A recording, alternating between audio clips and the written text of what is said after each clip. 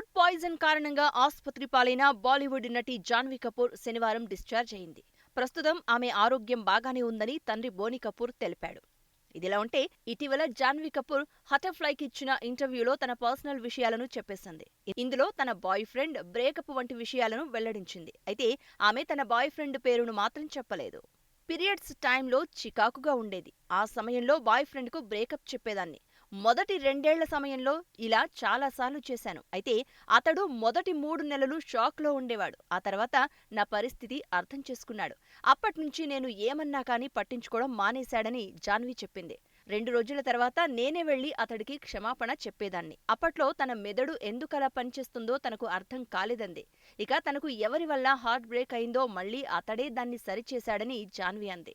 ఇప్పటివరకు తన జీవితంలో ఒకే ఒకసారి నిజంగా హార్ట్ బ్రేక్ అయిందని తెలిపింది.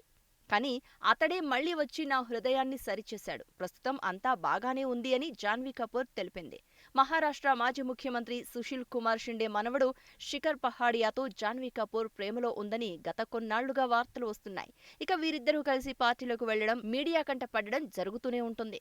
అనంత్ అంబానీ పెళ్లిలోనూ వీరిద్దరూ కలిసి కనిపించారు. ఇదిలా ఉంటే జాన్వీ కపూర్ ప్రస్తుతం వరుస సినిమాలతో బిజీగా ఉంటోంది.